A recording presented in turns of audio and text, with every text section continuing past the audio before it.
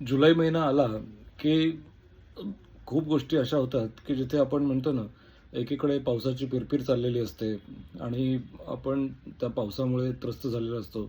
बऱ्याचदा transport system ठप्प होते किंवा बरंच गैरसोय होते आणि सगळ्यात महत्त्वाचं म्हणजे इन्कम टॅक्स रिटर्न भरण्याची तारीखसुद्धा 31 जुलै हीच असते. म्हणजे सर्वसामान्य लोकांसाठी ज्यांचं ऑडिट आहे किंवा फार मोठं संस्था आहेत, कंपन्या आहेत, त्यांच्यासाठी मग ते ऑक्टोबर वगैरे अशा तारखा आहेत. पण आपल्यासारख्यांसाठी 31 जुलै हा एक फार मोठा एक भाग असतो. त्याच्यामध्ये सगळ्यांना आपल्याला त्या ड्यू डेट्स पूर्वी भरायचं असतं. बऱ्याचदा असं होतं की मग शेवटी सर्व्हर काम करत नाहीत, इन्कम टॅक्सच्या वेबसाईट चालत नाहीत किंवा त्याच्यावरती लोड येतो किंवा जर आपलं टॅक्स बाकी असेल भरणं, तर मग परत चलान भरून तो टॅक्स आपल्याला करावा लागतो.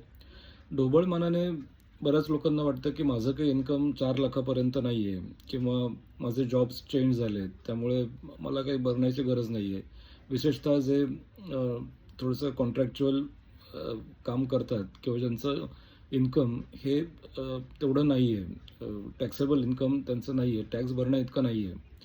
पण तरीसुद्धा मला असं वाटतं की आपल्याकडे कागदपत्रांची पूर्तता करणं हे खूप महत्त्वाचं आहे. टॅक्सेबल इन्कम कमी जरी असलं, तरी बऱ्याचदा असं होतं की कदाचित टी-डी-एस असू शकतं, की जो तुमचा टॅक्स कापला गेलेला असेल. कदाचित बँकेच्या एफ-डीमधून किंवा तुम्ही जिथे काही कॉन्ट्रॅक्ट केलं असेल कामासाठी, त्यांनी तुमचं एक प्रोफेशनल फीस तुम्हाला जर दिली असेल, तर तिथून कदाचित तुमचा टी-डी-एस कापला गेला असेल. तो टॅक्स तुम्हाला परत मिळवता येतो. तो रिफंड तुम्ही घेऊ शकता. तुम्ही क्लेम करू शकता किंवा आपल्याला पुढे व्हिसा प्रोसिजर्स आहेत किंवा तुम्हाला जर भविष्यात लोन घ्यायचं असेल, तर अशा काही गोष्टींसाठी आपल्याला ही कागदपत्रं लागतात आणि सलग 2-2, 3-3 वर्षाचे ते मागतात. त्यामुळे आपल्याकडनं आपण फाईल अपडेट ठेवणं हे मला थोडंसं सुरक्षित वाटतं.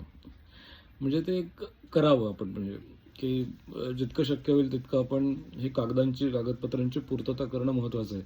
कारण व्हिसा प्रोसिजरसाठी किंवा घराच्या लोनसाठी किंवा आणखीन काही महत्त्वाचे व्यवहार करायचे असतील, तर अशा वेळेला आय-टी-आर मागितलं जातं आणि त्याशिवाय काम होत नाही.